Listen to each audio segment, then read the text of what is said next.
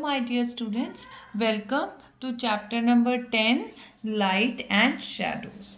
बेटा आज इस चैप्टर में we will study about the concept of light कि लाइट एग्जैक्टली क्या होती है, ये कैसे ट्रैवल करती है, इसके डिफरेंट फीचर्स के बारे में हम पढ़ेंगे एंड यूजेस के बारे में पढ़ेंगे and we will also study about shadow. Now let's get started. बेटा पेज नंबर 103 पेज नंबर निकालिए अपनी साइंस बुक्स का and let's get started. Light is a form of energy. Light basically क्या है? इट इज अ एनर्जी की एक form है. Light is needed to see things around us. Light हमें क्यों चाहिए होती है? बिकॉज अगर लाइट ही नहीं होगी तो हम अपने आसपास की चीज़ों को देख ही नहीं पाएंगे. We are able to see the beautiful world around us just because of light. हम अपने आसपास की ब्यूटीफुल चीज़ों को क्यों देख पाते हैं? बिकॉज हमारे आसपास क्या है? लाइट है. सन इज़ द मेन और अल्टीमेट सोर्स ऑफ लाइट. और अल्टीमेट या मेजर सोर्स ऑफ लाइट क्या है अर्थ पे? सन. The part of the earth that receives sunlight has day and the part of the earth that do not get sunlight has night. यानी कि मान लो ये देखो एक डायग्राम दिया हुआ है, ये अर्थ है. आपको पता है अर्थ रोटेट करती है, यानी कि अर्थ का एक कुछ इस टाइप का अपना एक एक्सिस होता है और उस एक्सिस पे रोटेट करती है अर्थ. अर्थ का जौन सा हिस्सा सन के सामने आ जाता है उस हिस्से में तो क्या हो जाता है? डे हो जाता है. और जो हिस्सा सन के सामने नहीं होता वहाँ पे क्या हो जाती है? नाइट हो जाती है. यही वजह है बेटा, सेम टाइम पे आप देखोगे कि सुबह के अगर 8 बजे यहाँ पे इंडिया में डे है तो उसी टाइम अगर आप किसी अपना कोई ऐसा आपका रिश्तेदार है जो अमेरिका या कनाडा में रहता है वहाँ पे नाइट होगी. क्यों? क्योंकि जब हमारा डे है उस केस में क्या है? अर्थ के जिस हिस्से में इंडिया आ रहा है वो वाला हिस्सा सन के सामने है, इसलिए यहाँ पे डे है. और उस टाइम पे जो हिस्सा सन के सामने नहीं है वो इस वाले पार्ट में होगा. ठीक है, यानी कि कनाडा अमेरिका इस तरफ होगा, इसलिए वहाँ पे सनलाइट डायरेक्टली नहीं पहुँच पा रही है, इसलिए वहाँ पे नाइट लगती है. So the part of the earth that do not get sunlight has night. यानी कि जिस पार्ट पे अर्थ के सनलाइट नहीं पहुंचेगी वहां पे क्या होती है? नाइट होती है. अब नेक्स्ट है फीचर्स ऑफ लाइट. यानी कि लाइट के क्या क्या प्रॉपर्टीज होती हैं. सबसे पहली, light produces sensation of vision. यानी कि क्योंकि हम लाइट है इसी वजह से हमारे को सेंसेशन है किसका? हमारी आईज का. हम चीज़ों को देख पाते हैं. क्यों? क्योंकि हमारे आसपास लाइट प्रेजेंट है. Light travels in straight line. और क्या है? लाइट हमेशा एक स्ट्रेट लाइन में ट्रेवल करती है, कभी भी किसी और फॉर्म में ट्रेवल नहीं करती है. Number 3, light can be reflected as well as refracted. यानी कि मान लो ये कोई एक ऐसा सरफेस है, यहाँ से लाइट क्या होती है? बाउंस बैक, यानी कि रिफ्लेक्ट भी कर सकती है और ये एक मीडियम से दूसरे मीडियम में जा भी सकती है. तो जब लाइट अपने सरफेस से बाउंस बैक हो जाती है तो उसको क्या कहते हैं? उस प्रॉपर्टी को तो हम रिफ्लेक्शन कहते हैं. और जब लाइट एक पाथ से दूसरी तो मीडियम में जाते हुए अपने ओरिजिनल पाथ से थोड़ा सा डिफरेंट हो जाती है, उस प्रॉपर्टी को हम क्या कहते हैं? Refraction. Reflected light helps us to see. क्या होता है? देखो हम चीज़ों को देख क्यों पाते हैं? क्या होता है? मैंने आपको बताया लाइट एक स्ट्रेट लाइन में ट्रैवल कर रही है. जब कोई ऑब्जेक्ट है उसके ऊपर वो लाइट पड़ी और उस ऑब्जेक्ट से वो लाइट रिफ्लेक्ट बैक करी हमारी आइज़ की तरफ, तब हमें दिखता है कि वहाँ पे कौन सा ऑब्जेक्ट प्रेजेंट है. तो हम चीज़ों को देख क्यों पाते हैं? We are able to see the things because of the reflected light. Next is light travels at a very very high speed. Light के ट्रेवल होने की स्पीड भी क्या है? बहुत ज़्यादा हाई है, बहुत फास्ट है. Reflection, the bouncing back of light is known as reflection. यही मैंने अभी आपको यहाँ पे भी बताया कि किसी सरफेस पे लाइट पड़ी और वहाँ से बाउंस बैक कर गई, उसको क्या कहते हैं? रिफ्लेक्शन कहते हैं. We can see a plant during day time because it reflects sunlight. क्या होता है, सनलाइट किसी भी प्लांट पे पड़ी या जो भी चीज़ हम देख पा रहे हैं अपने आसपास उस पे पड़ी और वहाँ से रिफ्लेक्ट हो गई हमारी आइज की तरफ and we are able to see that thing which then enters our eyes and help us to see. Now next thing is objects. अब यहाँ पे ऑब्जेक्ट्स जो हैं they are broadly divided into 3 categories. ये कौन कौन सी कैटेगरीज हैं बेटा? सबसे पहले या तो ऑब्जेक्ट्स होते हैं ट्रांसपेरेंट. ट्रांसपेरेंट का मतलब क्या है? जिनके आप आर पार देख सकते हो. वो कौन से ऑब्जेक्ट्स हो गए? ट्रांसपेरेंट. कुछ ऑब्जेक्ट्स होते हैं ट्रांसल्यूसेंट. जैसे कि फॉर एग्जाम्पल अगर मैं ऐसी बात करूं कि कोई आप बटर पेपर ले लो, सबसे आसान है, कोई भी पेपर ले लो, ठीक है, आप उसे लाइट के आगे देख लो, आप एग्जैक्टली सब कुछ तो नहीं आर पार देख पा रहे हो लेकिन आपको लाइट जरूर दिख रही है, यानी कि कुछ चीज़ें आप देख सकते हो और कुछ चीज़ें नहीं देख सकते. तो ऐसे ऑब्जेक्ट्स को क्या कहते हैं? Translucent. Third type of object होता है OPEC.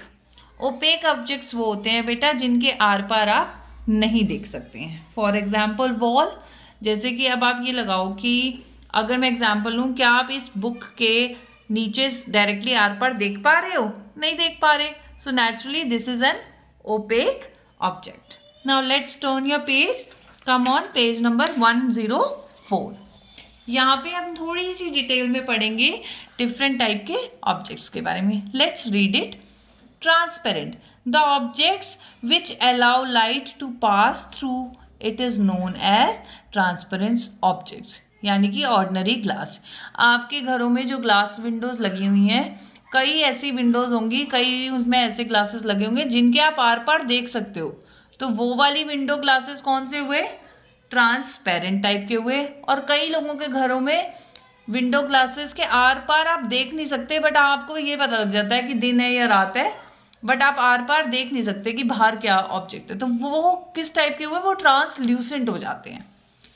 Next is translucent. The objects which allow partial amount of light to pass through it are known as translucent objects. यानी कि जिनमें से थोड़ी बहुत लाइट आर पार हो रही है बट आपको क्लियरली नहीं पता लग रहा कि इस ऑब्जेक्ट के दूसरी तरफ क्या चीज़ है. ऐसे ऑब्जेक्ट्स क्या हैं? ट्रांसल्यूसेंट है. इसका सबसे आसान तरीका है, जो एग्जाम्पल है वो है बटर पेपर. यानी कि आपके घरों में अगर बटर आता है, अमूल का बटर या किसी भी कंपनी का बटर आता है, तो उस पर जो पेपर लगा होता है कभी उसको देखना और उसको लाइट के आगे रख के देखना. आप उसके आर पार लाइट आती जाती तो देख लोगे लेकिन ये नहीं पता लगेगा कि नीचे एग्जैक्टली क्या चीज़ है. ऐसे ऑब्जेक्ट्स क्या है? Translucent. Third type is opaque. Objects which do not allow light to pass through it are known as opaque objects. उसका एग्जाम्पल क्या है? बुक. देखो यहाँ पे भी इन्होंने एक बुक भी दिखाई हुई है. And in the same way this book you can not see underneath this book. आपको इस बुक के आर पार नहीं दिख रहा, तो ये क्या हो गए? ओपेक ऑब्जेक्ट हो गया. इसका for example would, concrete wall, जैसे कि आप वॉल्स के आर पार नहीं देख पाते हो, वो भी क्या हो गया? ओपेक ऑब्जेक्ट हो गया. Next is formation of shadows. Shadow का मतलब क्या होता है? परछाई. यानी कि परछाई बनती कैसे है? You might have seen the shadow of tree और shadow of your own on the ground in sunlight. It appears like a dark patch on the ground. अब आप एक चीज़ और ऑब्जर्व कर सकते हो. देखो जो ये चीज़ कह रहे हैं, मेरा हैंड है, एक तो मेरा ये हैंड है और एक आपको यहाँ पे ये कुछ ब्लैक पैच दिख रहा है. ये क्या है? ये शैडो है मेरे हैंड की. ये शैडो क्यों है? क्योंकि इस टाइम जो लाइट पड़ रही है वो इस तरफ से पड़ रही है. ठीक है, वो इस तरफ से पड़ रही है और मेरा हैंड जो क्या कर रहा है वो यहाँ पे लाइट को पड़ने नहीं दे रहा. इसलिए मेरे हैंड की जो मेरा हैंड ओपेक है, यहाँ से आर पार तो लाइट हो नहीं सकती. ठीक है, इसलिए इसकी शैडो बन जा रही है. तो जरा हम पढ़ते हैं यहाँ पे आपकी बुक में क्या कह रहे हैं. आपने हमेशा देखा होगा कि स्पेशली जब आप कभी बाहर जाते हो, ठीक है, या आपने देखा होगा बाहर कोई पेड़ वेड़ है तो सनलाइट में स्पेशली क्या होता है, उसकी एक डार्क पैच आपको ग्राउंड पे दिखता है. वो डार्क पैच क्या होता है? It is a shadow. अब फॉर्मेशन ऑफ शैडो यानी कि शैडोज बनती कैसे हैं. When an opaque object is placed in the path of light, the path of light is obstructed and the dark patch is formed on the ground. देखो जी, यही मैंने आपको बताया. इस टाइम लाइट यहाँ ऊपर से बढ़ रही है और इस लाइट के और बुक के बीच में मेरा हाथ आ गया। अब मेरा हाथ क्या है, एक ओपेक ऑब्जेक्ट है जो कि लाइट को अपने से आर पार नहीं होने दे रहा। इसलिए क्या हुआ कि इसने लाइट के रास्ते को ऑब्स्ट्रक्ट कर दिया। ऑब्स्ट्रक्ट का मतलब क्या हुआ, रुकावट डाल दी, और इस रुकावट की वजह से यहाँ पे एक डार्क पैच बन गया, और यही डार्क पैच क्या है, it is the shadow. This dark patch is called the shadow of the opaque object. अब ये शैडो किस चीज की है, ये उसी चीज की होगी जो कि ओपेक ऑब्जेक्ट है। यानी कि यहाँ पे ओपेक ऑब्जेक्ट कौन है, मेरा हैंड और ये पेंसिल, इसलिए देखो यहाँ पे शैडो भी वही सेम बन रही है। Shadow is always formed on the opposite side to that light. यानी कि हमेशा देखो, मैंने आपसे बोला लाइट इधर से आ रही है तो शैडो कहाँ, इसके ऑपोजिट साइड यानी कि इस साइड पे बन रही है। तो हमेशा शैडो क्या है, लाइट जिस तरफ से आ रही होती है उसकी ऑपोजिट साइड पे बनती है। The dark patch obtained when an object obstructs the path of the light is known as shadow। ये हो गई जी शैडो की डेफिनेशन, इसको आप प्लीज अंडरलाइन कर लीजिए। यानी कि एक ऐसा डार्क पैच जो कि कब बनता है, जबकि एक ओपेक ऑब्जेक्ट लाइट के रास्ते को ऑब्स्ट्रक्ट कर लेता है, रोक लेता है, उसको क्या कहते हैं, शैडो कहते हैं उस डार्क पैच को। सो बेटा आई होप आपको इतना पार्ट समझ आया हो। अब हम जल्दी से, ये एक वर्कशीट दी हुई है, वर्कशीट 1, इसको भी थोड़ा सा हम पढ़ लेते हैं, and then I will also send a image of it. तो प्लीज़ अपना काम टाइमली कंप्लीट कर लीजिएगा। क्वेश्चन नंबर 1 में है अनस्क्रैम्बल वर्ड्स, यानी कि यहाँ पे कुछ सेट ऑफ अल्फ़ाबेट्स दिए हुए हैं, इनको आपको मीनिंगफुली रीअरेंज करना है। सो फर्स्ट वाला word will be opaque, OPAQUE। Next is shadows and the third one is patch। Question number 2 में बेटा फिलिप्स दिए हुए हैं। Let's see question number 1 fill ups का क्या कहता है, the object which allows partial amount of light to pass through it is known as dash objects. यानी कि एक ऐसे ऑब्जेक्ट जो उसमें से थोड़ी सी लाइट आर पार हो सकती है, ठीक है, ऐसे ऑब्जेक्ट्स को क्या कहते हैं, ट्रांसल्यूसेंट। तो यहाँ से आप देख के यहाँ पे ट्रांसल्यूसेंट फिल कर लेंगे।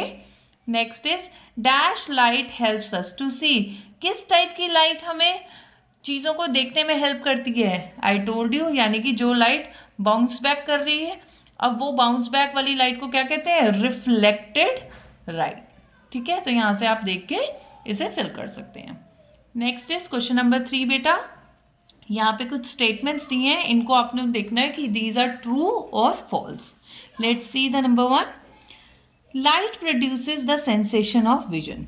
लाइट की वजह से हमारी विजन का सेंसेशन जो है वो बनता है। दिस स्टेटमेंट इज ट्रू और false, of course it is true, so we will write down true. Next is butter paper is a transparent object. क्या बटर पेपर एक ट्रांसपेरेंट ऑब्जेक्ट है? ट्रांसपेरेंट ऑब्जेक्ट्स क्या होते हैं, जिनके आर पार आप देख सकते हो। अब आप बटर पेपर के आर पार नहीं देख सकते, बस थोड़ी सी लाइट आर पार जाती है। So this statement will be false. Opaque objects allow some amount of light to pass through them. Opaque objects क्या करते हैं, वो कुछ अमाउंट ऑफ लाइट को पास अपने आप में से होने देते हैं। ओपेक ऑब्जेक्ट्स कौन से होते हैं, जो अपने से आर पार किसी भी टाइप की लाइट को नहीं जाने देते हैं। सो ये वाला स्टेटमेंट भी क्या होगा, दिस विल बी फॉल्स।